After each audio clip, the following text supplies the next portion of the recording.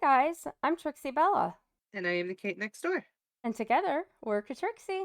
And we are back with you today with another Dead by Daylight reaction. We are reacting to the next chapter trailer. The last one we did was Legion. So now we get to go on to the next one. All right, well, let's see what the next one is. I have no idea. Mhm. And this next one does have a new piece called Behind the Scenes that we'll see at the end. Oh, cool. All right, well, let's take a look.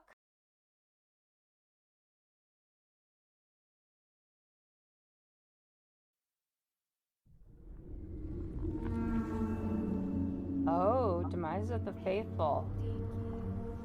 Plague. I was gonna say, though, with the writing, it looked like it should be plague. Yeah. And again,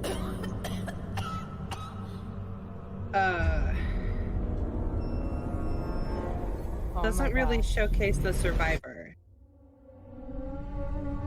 Introducing plague. Nice.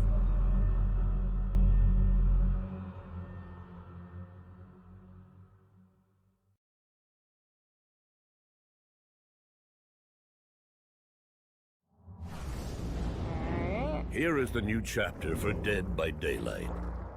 Witness the demise of the faithful. When surrounded by darkness and doubt, some look inward for a beacon of light to follow, hoping it will lead them to safety. But when that light is distorted by pride and ambition, how long will they wander around in the darkness of their own minds? Enter the Temple of Purgation, a long-forgotten temple complex dedicated to the cleansing of the High Priestess's followers.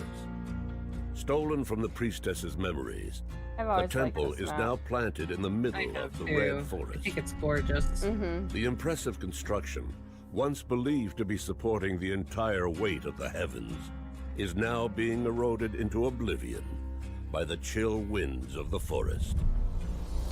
The new killer is called the Plague. She was once a high priestess, devoted to the gods with an unwavering faith. Back in Babylon, hymns and amulets were created in her honor, praising her beauty and foresight. Sadly, she lived in a time of despair. Now, I just want you to watch her hips.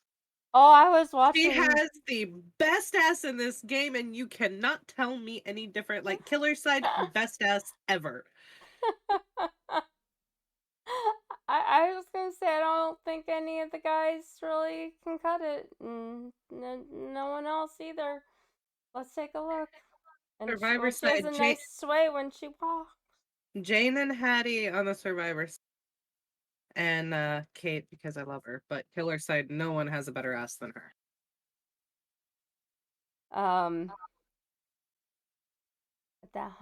Praising her beauty and foresight. Yep. Sadly, she lived in a time of despair, while a dark plague was gaining ground and rapidly spreading across Babylon. Her faith proved to be inconsequential against the disease, no matter the prayers or the rituals. I love being carried by her and just watching her. She keeps trying to appease the gods with more blood and more sacrifices. Wow. The plague's power is vile. They really did build her a house. With her power, is perfect for she her. releases a stream of vomit that infects her victims. Once infected, survivors will cough and retch, and if they do not take care of it, the sickness will take over. It's important to mention that these fluids are highly contagious. You could very easily catch it too. The plague comes with 3 new perks. Dark Devotion. You become obsessed with one survivor. You probably don't Using see this your often. basic attack on the obsession causes them to emit a terror radius. Or if you do, you don't realize it. During that time, your own terror radius is reduced to 0. The obsession will hear the terror radius they emit. Infectious pause it. fright. Did you understand that one? I would rather go back and listen to it again because it was very confusing. Yeah, listen to it again, because I know I spoke at the beginning of it, but if you've seen it in game, you probably didn't recognize it. 'Cause I don't very think it's that subtle far, perk. but Basic attack on the obsession causes them to emit a terror radius. During that time, your own terror radius is reduced to 0. The obsession will hear the terror radius they emit. Infectious fright yeah, I don't they get emit. Okay. Essentially, she transfers her terror radius to this obsession if she hits them. Okay, so it's sort of like when you have the doctor's terror radius when you're crazy. But she No, transfers. not But she. really. Well, I mean, Because your friend can come up on you with a terror radius. Like your friend, your teammate is as though they are the killer. And she herself does not have a terror radius. so she gives it to you. Yes. She She out and passes out her gives it terror to you. radius onto the obsession. Exactly. That's why I said that it's a very subtle perk, something that's not easily recognizable in game. A lot of times the killer is still chasing that survivor unless they're playing really smart. They're still chasing that survivor. So you'll see the survivor with the terror radius, the killer behind them, and most of the time you're going to assume that it's very rare, or like you'll see someone coming to you and you'll hear a terror radius and you crouch and you'll hide, and then all of a sudden the killer's there hitting you and you just assume that the killer was there. Or, the killer just went away from you. The terror radius will go away, and really hard to recognize in. Weird. Yeah, I don't know that I've ever seen or heard that in game at all. Infectious fright. Now this one I know. Any survivors within the killer's terror radius, while another survivor is put into the dying state with a basic attack, will yell and reveal their location to the killer. Corrupt intervention. The generators located furthest from you are blocked by the entity at the start of the trial for a limited duration. Survivors cannot repair these generators during that time. New survivor, Jane Romero. Jane! This influential talk show host was raised by her father, a struggling visual artist. Her genuine material and strong personality helped her gather a large, loyal audience. Her success also meant an increasingly demanding schedule and harsh critics' reviews. One evening, after a TV special on divorce, she drove to her father's house. When she closed her eyes to rest and opened them moments later, in the realm of the entity. Oh my. Jane Romero comes with 3 new perks. Poised. Okay. Achieving goals boosts your confidence. I see this so rarely. After a generator is completed, you leave no scratch marks for a short duration. Yeah. Head on. Performing a rushed action to exit a locker you are hiding really struggle in with will this stun one. a nearby killer for a short duration. Head on cannot be used while exhausted. Solidarity. I've never used that one Sharing either. painful experiences has the power to heal. It can be useful. While injured, healing a survivor also heals you. When But at a surrounded by 50% darkness, conversion rate. the faithful look It doesn't inward say for that. a beacon of light to follow. But when their light is distorted by pride and ambition, how long will they err in the dark? The Demise of the Faithful chapter is available now everywhere. Nice.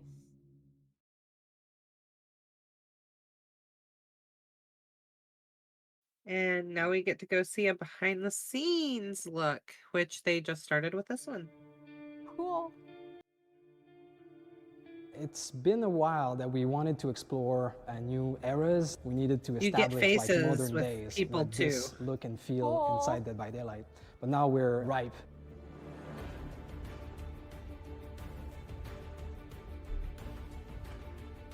origin of... I wanted to push it a little bit further in history of civilization to the Mesopotamian religion, mythology, something that we could easily make our own.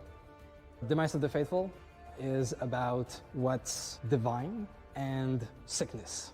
We wanted to go much further in the past to establish that the entity can take people from anywhere and any time. It tells the story of a priestess that worship and has a very strong devotion for her gods, but that in the end will die of the plague. Plague was quite a difficult one to pull off. This is the awesome work in progress for the artwork. I think it looks gorgeous. Of course, you have something that you can see from the get-go, which is the contrast between youth, beauty, and disease. For me, it was important to always create a contrast within her backstory, which was the duality of fear and faith. She's a very strong, imposing person. She's pretty tall. We went with a look that is really rich and ceremonial. We wanted her to look old and affected by the sickness, but then we needed to show that she was young once. So her eye is really the center focus of her face. The stare she's giving, it's the last kind of living part of her body. The fact that she has like a lot of backstory and so many details in her costume makes it really shine. I had a meeting with Dave, who already had a clear notion of what he wanted in terms of killer. We've had characters who have Oh my attacked at goodness. range, who have thrown Her things. stomach is We haven't actually had anyone who heaving. attacked someone with a stream of vomit before. Her The stomach biggest what? challenge was probably actually heaving modeling with that this, motion. I this never vomit noticed it. stream. How do we make this an object in the Oh, game yeah. that feels like it has weight and that it behaves sort of how you would expect it to? I love how without much melting detail they anybody's get computer. into. You saw How that, detailed I they sent make a it. survey about your feeling about the vomit. We actually, considered, do we want to go all in with that effect? And yes, we decided to push the thing to make sure that the vomit is disgusting and is part of our horror game. The vomit is disgusting. We wanted to create a parallel with how faith spreads, but also how diseases spread. Why am I getting more sick now? Because I'm sitting with you? We thought that it would be cool as a power to be able to infect a survivor, and then that survivor would bring that sickness to others. There's a group effect. When you encounter a survivor that has this sickness, you don't necessarily want to help him right away because there's going to be a cost to that. You will have the sickness yourself. So this dynamic between the survivor, which make the group weaker, is really interesting. For the weapon, we wanted to go with a ceremonial weapon, like a sensor. She's using it to hit people, but also like the sensor in the temple to hide the smell of her sickness. So the sensor used as a blunt object, like a morning star almost, was really, really interesting and new. Yeah, that was pretty Not cool. only is this a really cool time period to explore, what with even down to the different kinds of textures that you're going to see in the environment with the stone and the gold, but it also opens up all kinds of possibilities. I got confused If Dead for a by second Daylight until can I go saw here, it think said about where else we concept can art. go in the future. It's always that's the not there. entity that Oh. decides where shapes are going. So there's a base that is pretty solid. That's the part that was really the temple, and then the entity just pushed it a bit higher. And the concept, we really want this tall shape. And there's shapes that was working, but we felt that it was too straight, like a man-made building. We decided to go with shape B because you have the mix of both the building that man created and the one that the entity just kind of sculpted in his own way. This is the main entrance of the temple, and we really wanted to show the verticality and the chaos. As you go in the temple, you can see that there's more and more richness. Walls, trims made of gold. And as you walk through the temple, you can see that there's her rooms where she was doing her ceremonial act. Also, there's a room where you see the coffin. For me, it was important to make this feel as real as possible. I wanted to do a lot of research as to those ancient languages. It's something that you can see still in the trailer and on a few cosmetics as well. You can see how this language was based on something very real that we made our own. Dead by Daylight is a game that has captured the hearts and minds of people across the world, and I think a lot of that has to do not only with the heart-pounding moments, the tense moments, but also the characters. People really connect to these characters. Like, we're going back further than we have ever gone. People are going to try to figure out, what does this all mean? Where else can we go from here? Every chapter we create, we open a new part of the universe, creating these new characters that are really interesting, and seeing that the community grows and love each and single character that we do. Seeing the community get their hands on these characters and create all this fan art and stories around the character we created is super exciting. Like what they're doing. I'm glad that they brought like the spotlight trailers and the behind the scenes into some of this, because it is absolutely amazing. Well, I hope you enjoyed that video.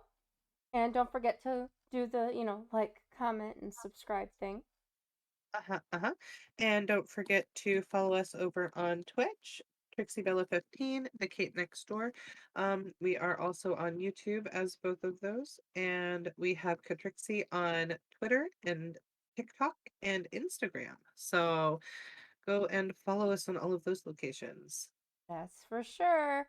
And don't forget to keep an eye out and watch us for the next video. Yep.